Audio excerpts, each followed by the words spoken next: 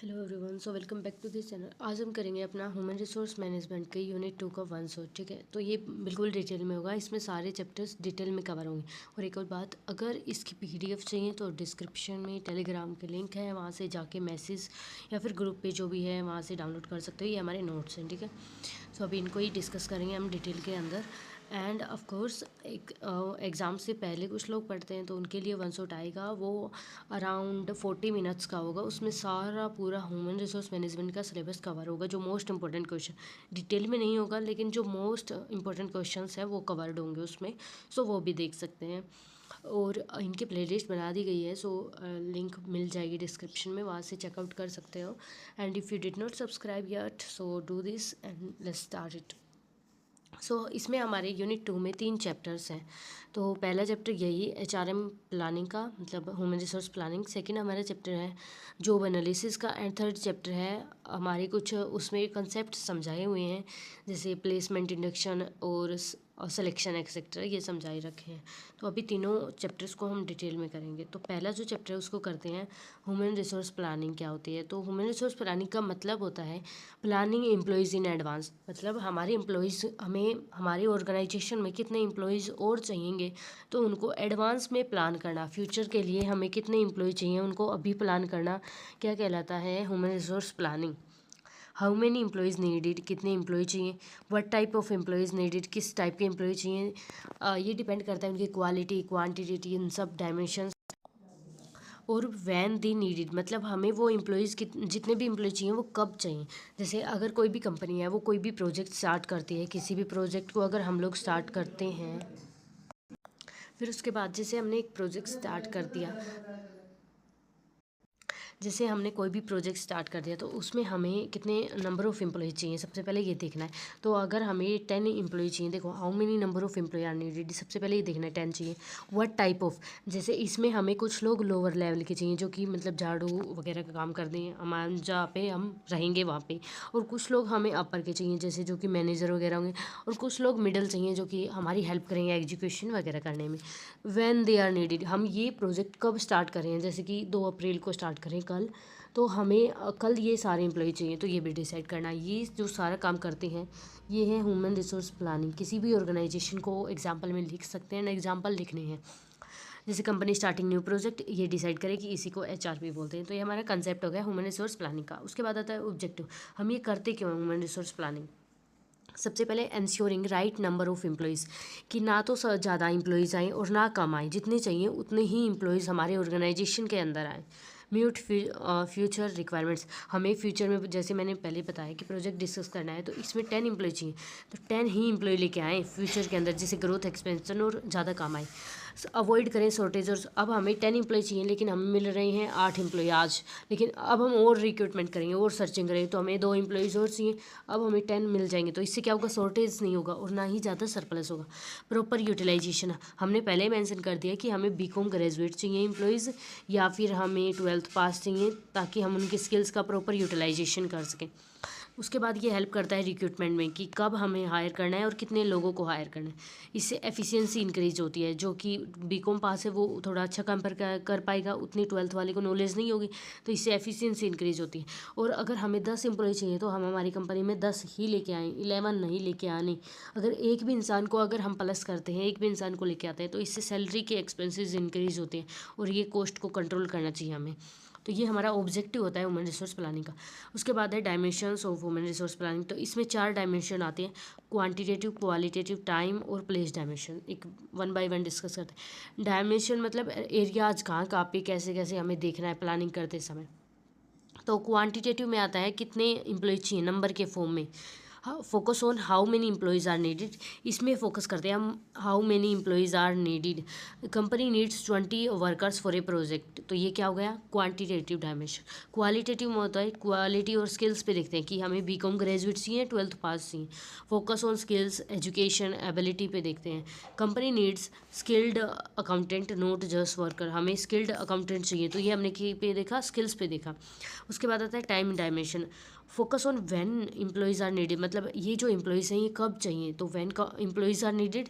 तो ये हम देखते हैं हमारी टाइम डायमेंशन में, टाइम पे फोकस करते हैं कि कब करना है ये काम। Hiring before starting an employee, जब हम प्रोजेक्ट स्टार्ट कर रहे हैं उससे पहले चाहिए हमें 10 एम्प्लॉयज़।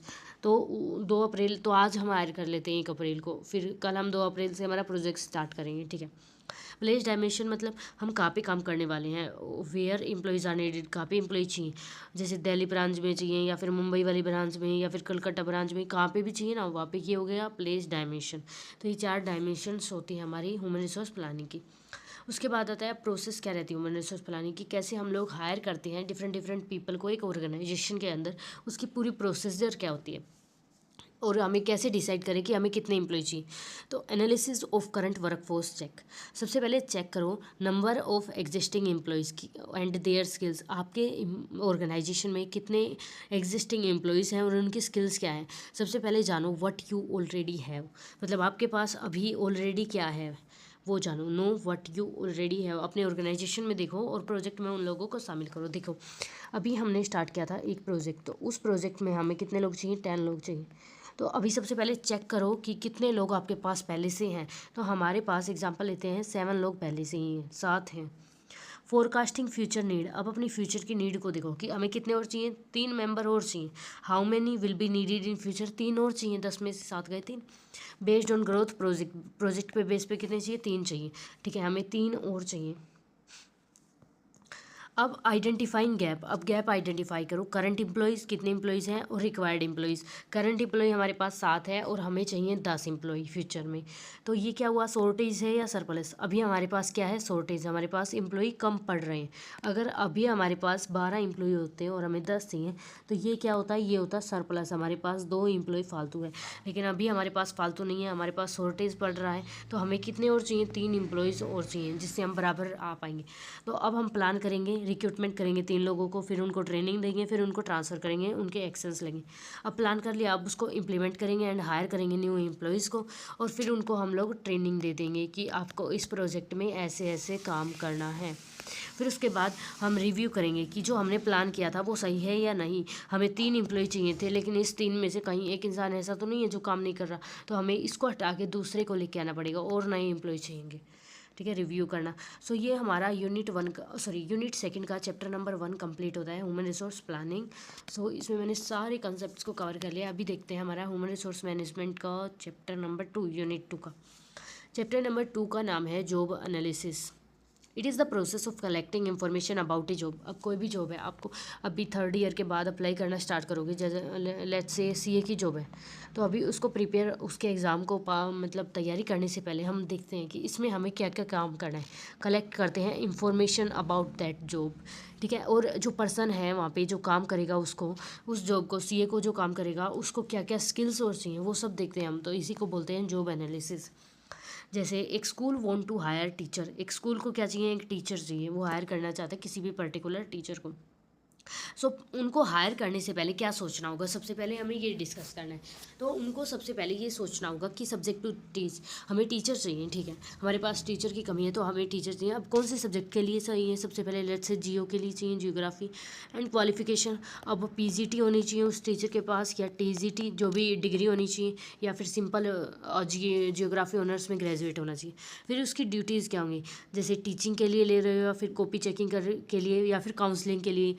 और फिर इसी प्रोसेस को हम बोलते हैं जॉब एनालिसिस। जॉब को पूरी तरह से एनालिसिस करना है कि पहले वो काम क्या करेगा, अब वो काम करने के लायक है या नहीं, और अब उसको काम बता देना कि कैसे कैसे क्या करना है। तो इसी को बोलते हैं हम लोग job analysis.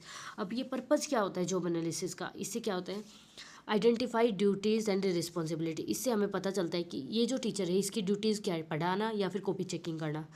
To determine training and development. अब देखते हैं इसके बाद, अगर ये टीचर ऑलरेडी टीजीटी से होगा या फिर पीजीटी किया हुआ होगा तो इसको ज़्यादा ट्रेनिंग देने की ज़रूरत नहीं है, ऑलरेडी उसने इतना कुछ पढ़ा हुआ है। अगर वो बीए सिंपल ग्रेजुएट होगा तो उसको थोड़ी बहुत ट्रेनिंग देनी पड़ेगी, ठीक है। हेल्प इन ए रिक्रूटमेंट, अब इससे रिक्रूटमेंट में प्रोसेस में आसानी होती है। जैसे हमें एक टीचर चाहिए, हमें 10 एप्लीकेशन आई, 10 में से हमें चाहिए ऐसा टीचर जिसने पीजीटी कर रखी हो उस सब्जेक्ट के अंदर। अब 10 में से 2 लोग हैं जिन्होंने पीजीटी कर रखी है, तो हमने 8 लोगों को तो रिजेक्ट कर दिया सीधा, तो इससे रिक्रूटमेंट में हेल्प हुई। और जो राइट कैंडिडेट थे 2, उनका इंटरव्यू लिया, उसमें से एक चूज़ कर लिया, तो राइट कैंडिडेट को हमने सेलेक्ट कर लिया। फिर उसके बाद हमने जॉब डिस्क्रिप्शन बना दिया, जॉब स्पेसिफिकेशन, जॉब की जो स्पेशल चीज़ें वो बता दी, और उसके बाद हमने उस इंसान की सैलरी और वेजेस फिक्स कर दी। तो ये होता है पर्पज़ ऑफ जॉब एनालिसिस। उसके बाद आता है प्रोसेस ऑफ जॉब एनालिसिस। अब हम लोग जॉब एनालिसिस करते कैसे हैं, तो अभी इसको डिस्कस करेंगे। स्टेप वाइज स्टेप ही लिखना होता है ये, जैसे डेटा कलेक्शन। सबसे पहला, information about the job is collected like duties, skills and responsibilities. जो भी जॉब है, लाइक टीचर की जॉब है, तो उसके बारे में सारी जो इन्फॉर्मेशन है वो कलेक्ट करो। उसकी रिस्पॉन्सिबिलिटी क्या होगी, उसकी ड्यूटी क्या होंगी, और उसकी स्किल्स क्या होंगी, ये सारी चीज़ें कलेक्ट करना क्या होता है, data collection. Then selection of method, एक मेथड को सिलेक्ट करो, जैसे कि डिफरेंट मेथड्स होते हैं, जैसे कि इंटरव्यू ले लिया आपने सीधा, या फिर ऑब्जर्वेशन से, या फिर क्वेश्चनरी से। मतलब आपने कुछ क्वेश्चन आंसर कर लिया, देन आपने सेलेक्ट कर लिया, या फिर आपने उसको बोल दिया कि जाओ क्लास में पढ़ाओ, और आपने बैठ के वहाँ पे ऑब्जर्व कर लिया कि पढ़ा पा रहे हैं या नहीं, तो इसको बोलते हैं। एंड इंटरव्यू में आप 2-3 लोग बैठ के उसको इंटरव्यू लेंगे, सवाल पूछोगे, तो ये सेकेंड प्रोसेस। उसके बाद recording information, all the collected data is written in a proper and organise way. जो भी डेटा कलेक्ट करा था फर्स्ट स्टेप में, उसको एक प्रॉपर तरीके से और ऑर्गेनाइज वे से लिख लो कि ये जो टीचर है ये बीए ग्रेजुएट है, इसने पीजीटी कर रखी है, इस टीचर की एज इतनी है, और ये इसका एक्सपीरियंस इतना है, जो कि बहुत मैटर करता है, और इसके पास्ट के रिजल्ट्स इतने हैं। ये सबको रिटर्न में एक कागज़ पे लिख लो। उसके बाद है एनालिसिस ऑफ डेटा। अब 2 लोगों के, 2 टीचर्स के लिख लिए, राम और श्याम, दोनों के लिख लिए। अब दोनों को एनालिसिस करो कि राम अच्छा है या श्याम, दोनों में एनालिसिस करो जॉब को क्लियरली। फिर उसके बाद job description preparation, a document is prepared showing duties and responsibility of the job. अब एक ऐसी डॉक्यूमेंट बनाओ जिसमें आप लिखो जॉब की क्या ड्यूटीज़ रहेंगी, आपकी क्या रिस्पॉन्सिबिलिटीज़ रहेंगी। फिर जॉब स्पेसिफिकेशन, अब जॉब के लिए स्पेसिफिकेशन प्रोवाइड करो कि अगर आपको ये जॉब करना है तो ये स्किल्स चाहिए, ये क्वालिफिकेशन होनी चाहिए, इतना एक्सपीरियंस होना चाहिए मिनिमम। अब जो भी इससे मैच कर रहा हो, चाहे वो राम हो चाहे श्याम, उन दोनों में से एक को सेलेक्ट करो, क्योंकि आपको एक ही चाहिए। उसके बाद रिव्यू एंड अपडेट, अगर जॉब की डिटेल्स हैं, अगर ऐसा लगता है कि पीजीटी का कोई भी टीचर अप्लाई नहीं कर रहा, तो हमें उसको उसकी क्वालिफिकेशन को शिफ्ट करना होगा, अपडेट करना होगा कि पीजीटी तो नहीं है, अब उससे नीचे वाला टीजीटी लेना होगा, वरना हमें टीचर ही नहीं मिलेगा। तो उसके लिए हमें अपडेट करने होंगे हमारी जॉब डिस्क्रिप्शन वगैरह को। उसके बाद जॉब डिस्क्रिप्शन होता क्या है, हमने बहुत बार देख लिया। Job description and job specification, ये मोस्ट इंपॉर्टेंट टॉपिक है, ये एग्जाम में ऑलवेज आता है। और इसका एक वो आता है डिफरेंस जॉब डिस्क्रिप्शन का और जॉब स्पेसिफिकेशन का। तो ये एक बार समझने के बाद ऑलरेडी हम ऐसे टेबल फॉर्मेट में वो बनाते हैं डिफरेंस। यहाँ पे जॉब डिस्क्रिप्शन और यहाँ पे जॉब स्पेसिफिकेशन लिख के, और यहाँ पे हम बेसिस डाल देंगे, एंड देन इसको डिस्कस कर देंगे। फर्स्ट होगा meaning, second example, then contents, and then वो बेनिफिट्स और डीमेरिट्स, ये ऐसे ही बन जाएगा फिर। उसके बाद आता है जॉब डिस्क्रिप्शन होता क्या है, एक ऐसी written statement that explain the duties, responsibility and working condition of a job. मतलब एक ऐसी रिटन स्टेटमेंट होती है जो कि एक्सप्लेन करती है क्या ड्यूटीज़, क्या क्या ड्यूटी रहेंगी आपकी, क्या आपके उत्तरदायित्व रहेंगे, रिस्पॉन्सिबिलिटी, क्या वर्किंग कंडीशन होंगी, आपको स्कूल में काम करना है या आपको बाहर करना है, या फिर क्या काम करना है। It tell us what work is to be done, आपको क्या काम करना है ये बताता है। It tell us what work is to be done, क्या काम करना है, and how it should be done, और कैसे करना है वो काम। ये फोकस करता है जॉब पे, जॉब के बारे में बताता है, ये पर्सन के बारे में नहीं बताता कि आपको इतना ग्रेजुएट होना चाहिए, आपको बीकॉम की डिग्री आपके पास होनी चाहिए, या फिर सीए की होनी चाहिए, जो भी होनी चाहिए, ये ऐसा नहीं बताता। ये जॉब के बारे में बताता है कि आपको जॉब में ये करना होगा और ऐसे ऐसे करना होगा। अब जॉब डिस्क्रिप्शन में क्या क्या चीज़ें होती हैं, एक तो जॉब का टाइटल। अभी हम एक जॉब डिस्क्रिप्शन खुद बना के देखते हैं। जॉब का टाइटल, हमें टीचर की रिक्रूटमेंट चाहिए, ठीक है, जॉब का टाइटल हमने लिख दिया। लोकेशन, हमें दिल्ली में टीचर चाहिए, ठीक है। ड्यूटीज़, रिस्पॉन्सिबिलिटी, टीचिंग करना है उसको, टीचर को। उसके बाद हमने वर्किंग कंडीशन, जैसे कि 9 आवर्स प्लस भी हो सकते हैं, 6 आवर प्लस भी हो सकते हैं। रिपोर्टिंग अथॉरिटी, रिपोर्ट उसको हमारी जो मैनेजर है उसको करना होगा। एंड टूल्स एंड इक्विपमेंट, जो स्मार्ट बोर्ड है उस पर पढ़ाना होगा, तो वो पहले से ही सीख लेगा उसको। और वर्किंग आवर्स हमने ऑलरेडी लिख दिए। तो ये होता है जॉब डिस्क्रिप्शन, जॉब के बारे में सब कुछ बताना कि कहाँ क्या कब कैसे करना है। तो ये सब बताना क्या होता है जॉब डिस्क्रिप्शन। उसके बाद आता है इसका पर्पज़ क्या होता है, हम क्यों करते हैं जॉब डिस्क्रिप्शन। इससे क्या होगा, एक जो भी जॉब करने आएगा उसको पता चल जाएगा कि उसको करना क्या है आखिरकार इस जॉब में। कोई भी उसके पास कन्फ्यूज़न नहीं होगी कि मुझे करने के लिए ये बुलाया गया था और अब काम ये दे दिया गया, तो इससे कन्फ्यूज़न नहीं होगी। ये रिक्रूटमेंट में हेल्प करने में हेल्प करता है। अगर हमने जॉब डिस्क्रिप्शन बना दिया तो जो लोग इस काम ऐसे काम करने के लिए तैयार है ना ये चीज़ों में, तो वही इस जॉब के लिए अप्लाई करेगा। और ये नए एम्प्लॉयज़ को गाइड करता है, रिस्पॉन्सिबिलिटी और इवेलुएट करता है उनकी परफॉर्मेंस को। सो ये जॉब डिस्क्रिप्शन हो गया। उसके बाद आता है जॉब स्पेसिफिकेशन, रिटन स्टेटमेंट होती है ये भी, और जो कि बताती है क्वालिटीज़, स्किल्स, क्वालिफिकेशन, एक्सपीरियंस जो कि एक पर्सन में होनी चाहिए उस जॉब को करने के लिए। जॉब डिस्क्रिप्शन सिंपल सा डिफरेंस है, जॉब डिस्क्रिप्शन हमें जॉब के बारे में बताता है जो भी जॉब के अंदर चाहिए, और जॉब स्पेसिफिकेशन हमें पर्सन के बारे में बताता है। अगर किसी को ये जॉब करनी है तो उसके पास ये चीज़ें होनी चाहिए। Education, qualification, skills required, experience, age, physical mental ability, personal qualities. जैसे कि हम बनाते हैं अब जॉब स्पेसिफिकेशन। अभी हमें एक टीचर ही चाहिए तो हमें चाहिए टीचर बीकॉम ग्रेजुएट चाहिए, ठीक है। बीकॉम ग्रेजुएट टीचर चाहिए हमें। किसके लिए चाहिए वैसे वो 12th के लिए चाहिए, कॉमर्स के लिए, ठीक है। स्किल्स क्या क्या रिक्वायर हैं उसको एक सेकेंड, वो किसी भी सब्जेक्ट में स्पेशलाइज होना चाहिए। एक्सपीरियंस 2 ईयर का होना चाहिए उसके पास। एज 18+ होनी चाहिए, 42 तक लिख सकते हैं हम लोग, कितनी भी हो वैसे no matter. Physical mental ability होनी चाहिए पढ़ाने की। पर्सनल क्वालिटी की बच्चों को अच्छे से समझा सके। अब दिल्ली में जो स्कूल होते हैं उनमें इंग्लिश कंपलसरी होती, तो कई स्कूलों में इंग्लिश होती है तो उनको इंग्लिश भी आनी चाहिए। तो ऐसा होता है जॉब स्पेसिफिकेशन में। अब इसका पर्पज़ क्या है, इससे क्या होगा, हम राइट कैंडिडेट को सिलेक्ट कर पाएंगे, रिक्रूटमेंट में हेल्प करता है। हम डिफाइन कर पाएंगे कि ये स्किल्स चाहिए हमें, ये क्वालिफिकेशन चाहिए, ट्रेनिंग और डेवलपमेंट में हेल्प करता है। गलत सिलेक्शन नहीं होगा क्योंकि हमने सारी चीज़ें पहले से लिख दी है कि हमें इस प्रकार का ये लोग चाहिए। इससे एफिशिएंसी इंप्रूव होती है। नेक्स्ट जो टॉपिक है वो है रिक्रूटमेंट। अभी हमने सेलेक्ट कर लिया कि कैसे कैसे लोग चाहिए। रिक्रूटमेंट में क्या होता है, कुछ लोगों को सेलेक्ट करना, एप्लीकेशन लेके आना। Is the process of searching for और attracting suitable candidates for a job in a organisation. अब हमने देख लिया कि हमने जॉब के लिए पर्चे निकाल दिए कि हमें ये जॉब मतलब हमारी ऑर्गेनाइजेशन में इन जॉब के लिए लोगों की ज़रूरत है। जैसे कि किसी भी लाइक कोर्ट होता है उसमें पियोन की ज़रूरत है, अभी लेटेस्ट ये वैकेंसी भी निकली हुई है, तो किसी को पियोन की ज़रूरत है तो उसके लिए वो क्या करेगा, रिक्रूटमेंट करेगा, उसके लिए वो एडवर्टाइजमेंट करेगा या फिर कहीं और जगह पे करेगा। तो हम लोग सर्च करेंगे एम्प्लॉयज़ को कि कौन कौन है जो पियोन बनना चाहता है, सर्च करेंगे फॉर, अट्रैक्ट करेंगे उनको कि आपको इतनी सैलरी मिलेगी, ये चीज़ें होंगी वो चीज़ें होंगी जॉब के लिए, ठीक है। अब ऑब्जेक्टिव क्या होता है, अट्रैक्ट करना large number of candidate, select करना बेस्ट कैंडिडेट का pool of talented people create करना और ऑर्गेनाइजेशन की मैन पावर को मीट करना। उसके बाद सोर्सेज क्या होते हैं रिक्रूटमेंट के, अब हम कैसे रिक्रूटमेंट कर सकते हैं, आर द वेज और channels through which we can attract people to apply job. हमने एक जॉब की वैकेंसी निकाल दी, अब उस जॉब में लोग अप्लाई करें, हम ये कैसे इंश्योर कर सकते हैं, कौन कौन से तरीके हैं जिससे हम लोगों को बता सकते हैं कि हमने जॉब निकाली है। तो कुछ इंटरनल होते हैं एंड कुछ एक्सटर्नल होते हैं। तो सबसे पहले इंटरनल देखते हैं, means filling vacancy from within the organisation existing employ.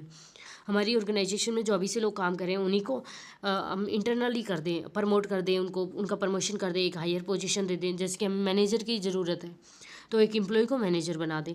Transfer मतलब एक जॉब को एक अभी कोई अकाउंटेंट है उसको कोई और लोकेशन पे और जगह ट्रांसफ़र कर दें, वहाँ पे ज़्यादा ज़रूरत है।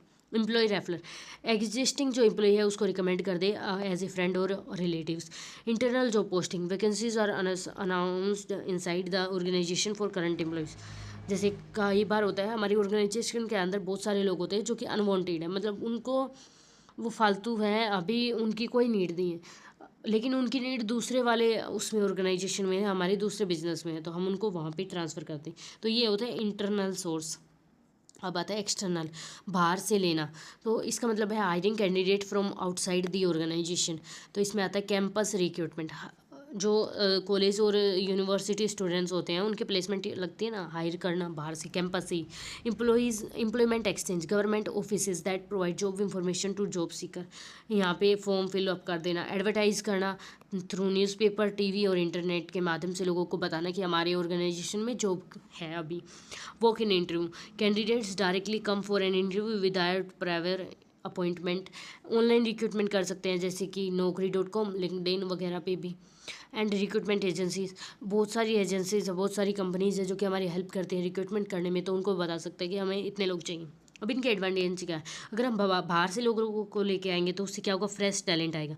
जैसे कैंपस रिक्रूटमेंट करते हैं तो वो यूनिवर्सिटी से लेके आएंगे तो वो फ्रेश होंगे, न्यू आइडियाज़ आएंगे, वाइडर चॉइस होगी और इससे ग्रोथ और इनोवेशन होगा। और उसके एडवांटेजेस क्या क्या थी, इससे टाइम बचेगा, हमारे ऑर्गेनाइजेशन में पहले से लोग हैं तो वो आ जाएंगे और उनकी सैलरी का यूज़ होगा, एम्प्लॉय का मोरल बढ़ेगा कि आपका प्रमोशन हो सकता है, आपको अच्छा काम करना है, बेटर रिलायबिलिटी आएगी कि हम इनको पहले से जानते हैं ना इन एम्प्लॉयज़ को। उसके बाद रिक्रूटमेंट के बाद नेक्स्ट प्रोसीजर आती है सिलेक्शन। सिलेक्शन होता क्या actually, what does it mean by selection, तो ये देखना है, is the process of choosing the most suitable candidate from applicants. अब हमने रिक्रूटमेंट कर दिया, जॉब की वैकेंसी निकाल दी, अब बहुत सारी एप्लीकेशंस आएंगी, बहुत सारे लोग अप्लाई करेंगे, हम सबको तो नहीं चूज़ कर सकते एक जॉब के लिए, तो हम देखेंगे मोस्ट सूटेबल कैंडिडेट इस जॉब के लिए, जो मोस्ट सूटेबल कैंडिडेट है इस जॉब को जो करने के लायक है उसको सेलेक्ट करेंगे। अब इसकी इंपॉर्टेंस क्या है, ensure right person for right job, सही पर्सन को सेलेक्ट करें एक सही जॉब के लिए, इससे एफिशिएंसी इंक्रीज होगी, प्रोडक्टिविटी में, रिड्यूस एम्प्लॉय टर्नओवर, और इससे कॉस्ट ऑफ ट्रेनिंग भी कम हो जाएगी। जैसे अगर हमें बीकॉम लेवल का एक ग्रेजुएट चाहिए जो कि पढ़ा सकता है बच्चों को, लेकिन हमने 12th लेवल का ले लिया, तो अभी हमें इसको स्किल्स प्रोवाइड करनी होगी, तभी तो ये अच्छा काम कर पाएगा। तो ये डायरेक्टली हम बीकॉम का लें तो हमारी जो मेथड है, जो उसके ट्रेनिंग का जो कॉस्ट है वो भी कम होगा। तो ये सिलेक्शन होता है, बेस्ट कैंडिडेट को सेलेक्ट करना। अब इसकी प्रोसीजर क्या होती है सिलेक्शन की, तो सबसे पहला स्टेप आता है, प्रोसीजर का मतलब होता है सबसे पहले प्रोसेस, और प्रोसेस के अंदर हम हमेशा दिखते हैं स्टेप वाइज, तो ये स्टेप्स करने बहुत ज़्यादा इंपॉर्टेंट होते हैं। पहला स्टेप है preliminary screening, initial checking of applicants to remove unqualified candidates, it save time by filtering basic requirement like age and qualification. Let's say हमें चाहिए बीकॉम पास स्टूडेंट, मतलब ग्रेजुएट होना चाहिए, तो हमने देखा कि हमने जो एप्लीकेशंस दी थी उसमें जो 12th पास बच्चे उन्होंने भी अप्लाई किया है, तो हमें उनको क्या करना पड़ेगा, रिजेक्ट। तो ये क्या होता है, प्रीलिमिनरी स्क्रीनिंग, सीधा डायरेक्ट रिजेक्ट। अब होगा सिलेक्शन टेस्ट, अब आप जो लोग एलिजिबिलिटी को मीट करते हैं उनका सिलेक्शन टेस्ट होगा, इसमें एप्टीट्यूड होगा, टाइपिंग होगा, रीजनिंग टेस्ट होगा। फिर आपका फेस टू फेस इंटरव्यू होगा, जो बड़ी बड़ी पर्सनैलिटी हैं, आपका कॉन्फिडेंस देखा जाएगा, आपकी कम्युनिकेशन स्किल्स देखी जाएंगी। अब कुछ लोगों को सेलेक्ट किया जाएगा यहाँ पे, फिर आपके बैकग्राउंड को देखा जाएगा, रेफरेंस चेक लिया जाएगा कि आपके पास्ट रिकॉर्ड क्या है, दूसरी कंपनी के अगर आपने गूगल में काम किया है तो कैसा काम किया है, आपके एक्सपीरियंसेस क्या है और आपकी रेफरेंसेस क्या है। मेडिकल एग्जामिनेशन होगा, क्या आप फिजिकली और मेंटली फिट हैं इस जॉब के लिए, क्या आप 9+ आवर्स काम कर सकते हैं बैठ के, फिट हैं या नहीं। फिर फाइनल सिलेक्शन होगा, चूज़ करेंगे हम बेस्ट कैंडिडेट को और उसके लिए अपॉइंटमेंट लेटर भेज देंगे। फिर उसके बाद जॉब ऑफर करेंगे, formally offer the job with terms, उनको बता देंगे कि ये टर्म्स है और ये कंडीशन, मतलब अगर आपको नौकरी छोड़ के जानी है तो आपको 3 month before the leaving job you have to give a notice, मतलब आपको नोटिस देनी होगी। तो ये जो टर्म्स और कंडीशंस हमें देने होते हैं। तो अभी हमने देखा था कि यहाँ पे टेस्ट होगा, सिलेक्शन टेस्ट, तो ये टेस्ट कैसा होता है और क्या होता है अब ये देखते हैं। Test are the tools use to measure candidate ability, skills and personality. ऐसे टूल्स हैं जिससे हम एक कैंडिडेट है उसकी जो पर्सनैलिटी है, उसकी एबिलिटी एंड जो उसकी स्किल्स हैं उनको मेजर कर सकते हैं। सो किस किस टाइप के टेस्ट होते हैं, सबसे पहले ये देखते हैं हम लोग। सबसे पहले होता है aptitude test, achievement, proficiency and personality, psychometric and trade और स्किल्स टेस्ट। सबसे पहले है एप्टीट्यूड टेस्ट, क्या होता है, मेजर्स एबिलिटी टू लर्न, कि हम क्या, हमें हमारी इच्छा है सीखने की। रीजनिंग टेस्ट, इसमें हम लोग रीजनिंग टेस्ट देखते हैं कि क्या हमारी इच्छा है आगे सीखने की, अगर हमें ये चीज़ नहीं आती तो हमारी एबिलिटी है ये सब सीखने की। अचीवमेंट टेस्ट, कि हमने कितनी नॉलेज ऑलरेडी गेन कर रखी है, हमारे पास कितनी नॉलेज अभी से है। प्रोफेंसी टेस्ट, किसी स्पेसिफिक जॉब के लिए जो स्किल होती है वो चाहिए होती है, जैसे कि प्रोफेंसी में क्या होता है, हमें टाइपिंग स्किल्स अच्छी चाहिए, तो हमारी क्या टाइपिंग स्किल्स उस लेवल की है जो इस जॉब में रिक्वायर्ड है, तो वो देखना। पर्सनैलिटी टेस्ट, मतलब हमारा बिहेवियर और एटीट्यूड चेक करना। साइकोमेट्रिक, हमारी मेंटल एबिलिटीज़ और हमारी ट्रेड्स चेक करना, गुण। ट्रेड और स्किल्स टेस्ट, इसमें हमारे स्पेसिफिक वर्क के लिए प्रैक्टिकल टेस्ट करना, जैसे अगर आपने कोई इलेक्ट्रिशियन का वर्क किया तो आपसे कोई फ्यूज़ कर देंगे एंड उसको चेक करवाएंगे कि आप ठीक कर सकते हो नहीं। तो इंपॉर्टेंस क्या होती है, ये सिलेक्शन में हेल्प करती है, रिड्यूस करती है bias and accuracy of hiring increase करती है। अब इंटरव्यू होता है, हमने देखा टेस्ट देख लिया, उसके बाद इंटरव्यू होता है सिलेक्शन में, तो किस किस टाइप का इंटरव्यू होता है। एक होता है स्ट्रक्चर्ड इंटरव्यू, दूसरा अनस्ट्रक्चर्ड, तीसरा panel, fourth group and fifth stress interview.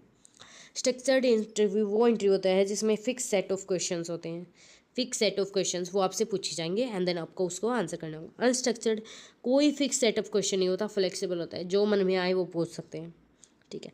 Panel interview, multiple interviews होते हैं, इंटरव्यूज़ नहीं होते, इंटरव्यूअर्स होते हैं जो कि पूछने वाले हैं ना, वो पैनल में बैठे होते हैं 6-7 लोग। जैसे हमने देखा होगा यूपीएससी का मॉक इंटरव्यू, तो वहाँ पे जो लोग इंटरव्यू लेते हैं ना, वो लोग ऐसे यहाँ पे ये इंटरव्यू देने वाला जैसे कि आप, और यहाँ पे ये पैनल होता है पूरा, यहाँ पे लोग बैठे होते हैं ABCD, यहाँ पे सब लोग बैठे होते हैं, एक बार ये सवाल पूछेगा, फिर ये देन ये सब, ये होता है पैनल इंटरव्यू। ग्रुप इंटरव्यू मतलब अभी ग्रुप इंटरव्यू में सिर्फ एक चीज़ चेंज होगी, वो ये है कि आप एक थे ना, यहाँ पे आप 2 हो गए, मतलब 3 लोग और बिठा दिए गए साथ, और उन तीनों का एक साथ इंटरव्यू लिया जाएगा। स्ट्रेस इंटरव्यू में कैंडिडेट को परिसर के अंदर रखा जाएगा और वो उससे क्वेश्चन किए जाएंगे बहुत क्रिटिकल सिचुएशंस में। देन आता है प्लेसमेंट, जो कि चैप्टर नंबर 3 है ये। हाँ, placement means assigning the selected candidate to right job and position in organization. हमने सेलेक्ट कर लिया कैंडिडेट को, अब उसको उसकी जॉब देना, उसकी पोजीशन प्रोवाइड करना, right person at right job, ठीक है। पर्पज़ क्या होता है, उस जॉब के साथ उसकी स्किल्स को मैच होना, इससे एफिशिएंसी इंक्रीज़ होगी और जो हमारे एम्प्लॉयज़ हैं उसको सेटिस्फेक्शन होगा, डिससेटिस्फेक्शन कम होगा। टाइप्स कितने होते हैं प्लेसमेंट के, सबसे पहला होता है इनिशियल प्लेसमेंट, दूसरा जॉब रोटेशन, तीसरा transfer. Initial placement, assigning a job to newly selected employee for the first time. अभी हमने कोई न्यूली सेलेक्ट किया था, जैसे राम हमने सेलेक्ट कर लिया, अब उसको उसकी जॉब प्रोवाइड कर देना, तो ये होता है इनिशियल प्लेसमेंट। जॉब रोटेशन का मतलब होता है shifting employee from one job to another job to develop their skills and experiences. अभी कोई एज ए हमारी एम्प्लॉयज़ के अंदर हमारे ऑर्गेनाइजेशन के अंदर एज ए लोअर लेवल जो है उसमें काम कर रहा था, अभी हमने उसको लोअर लेवल का हेड बना दिया है, तो वो क्या होता है, हमने उसकी जो स्किल्स है उसका डेवलप करने के लिए, उसके एक्सपीरियंस को बढ़ाने के लिए जॉब रोटेशन करते हैं। ट्रांसफ़र मतलब अभी हम मार्केटिंग डिपार्टमेंट में कुछ लोग काम कर रहे थे, हमने उनको सेल्स डिपार्टमेंट में भेज दिया, अनदर डिपार्टमेंट दूसरी लोकेशन पे, तो उसको बोलते हैं ट्रांसफ़र। अब आता है नेक्स्ट कंसेप्ट, इंडक्शन क्या होता है। Induction is the process of introducing a new employee to the organization policies people and workforce. अभी हमने प्लेसमेंट कर दी, हमने लोगों को चूज़ कर लिया, जैसे कि राम को, अभी उसको पूरी जो नया एम्प्लॉय है हमारा राम, उसको ऑर्गेनाइजेशन से उसकी पॉलिसीज़ क्या हैं, वहाँ पे कौन कौन काम करते हैं, वर्क का इन्वायरमेंट क्या है, इन सब से मिलवाना ताकि वो कंफर्टेबल फील कर सके एंड समझ सके, तो इसको बोलते हैं induction. Introduction of the company का इंट्रोडक्शन देना कि इसका मिशन क्या है, विज़न क्या है और हिस्ट्री क्या है, हम इस कंपनी का मतलब क्यों खोल रखी है। जॉब इंफॉर्मेशन, उसकी ड्यूटी बताना कि आपको ये काम करना है, ये रिस्पॉन्सिबिलिटी है एंड ये एक्सपेक्टेशन है आपको। रूल्स एंड कि इतने वर्किंग आवर हैं, लीव के रूल्स, अगर आपने हाफ डे छुट्टी ली तो आपकी सैलरी कटेगी, नहीं ली तो वो सब बताना, डिसिप्लिन वगैरह। इंट्रोडक्शन टू स्टाफ से मिलाना, उसके कलीग से, सुपरविजर्स से मिलाना। वर्क प्लेस टूर, ऑफिस दिखाना, डिपार्टमेंट्स बताना, फैसिलिटीज़ क्या क्या अवेलेबल है वो सब बताना, इंडक्शन होता है। इसके बेनिफिट क्या है, कन्फ्यूजन कम होगी कि कौन बॉस है और कौन उसके नीचे वाला काम करने वाला है, सबऑर्डिनेट, सो इससे कन्फ्यूजन कम होगी, बिल्ड करेगा कॉन्फिडेंस एंड हेल्प करेगा क्विक एडजस्टमेंट में, जल्दी से हम मिलजुल जाएंगे।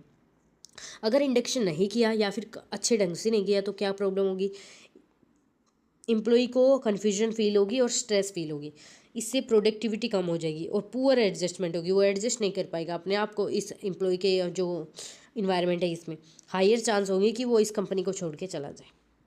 उसके बाद नेक्स्ट कंसेप्ट है चैप्टर 3 में ही, socialisation process oh by which employees adapt to organisation culture. अब ऑर्गेनाइजेशन है उसमें कुछ कल्चरल इवेंट्स होते हैं, फेस्टिवल्स होते हैं, तो उनको जब एम्प्लॉयज़ अडेप्ट करते हैं तो उनको बोलते हैं सोशलाइजेशन।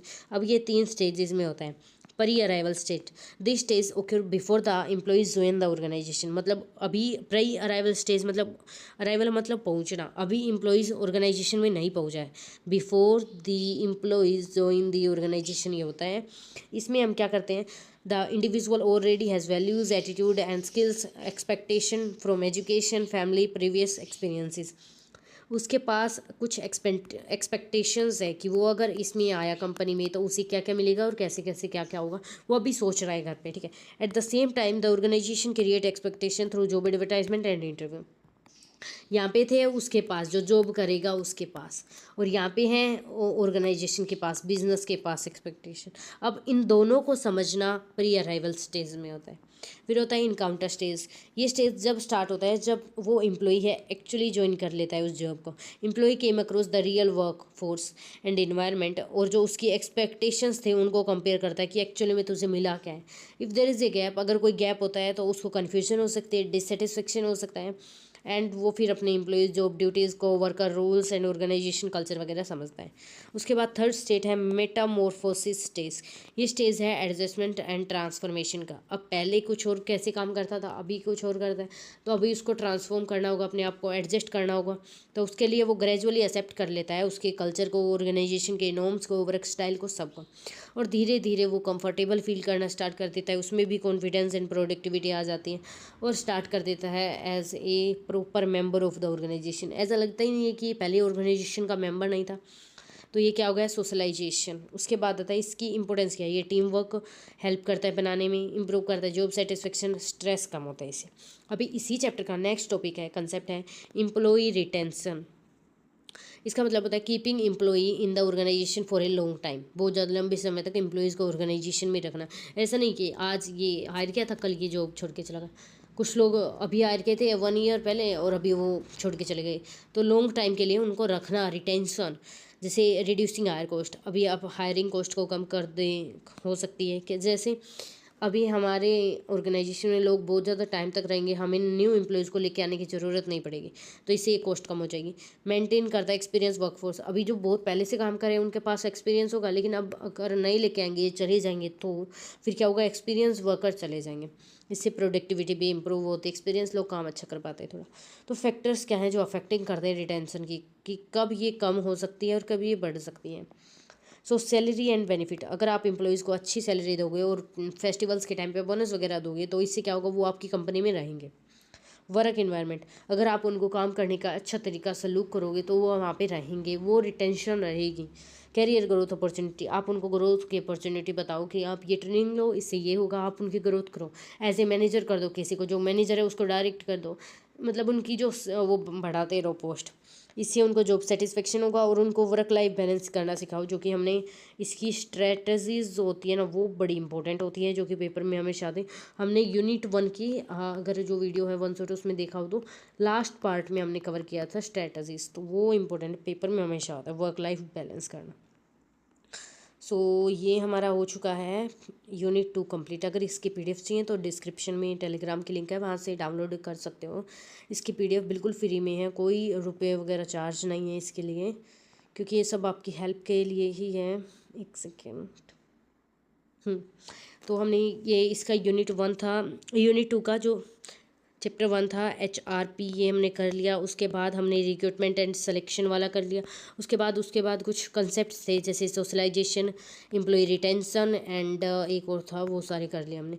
तो अभी यूनिट 2 कंप्लीट हो चुकी है। नेक्स्ट वीडियो आएगी यूनिट नंबर 3 के लिए। Till then take care, bye bye and subscribe कर लेना।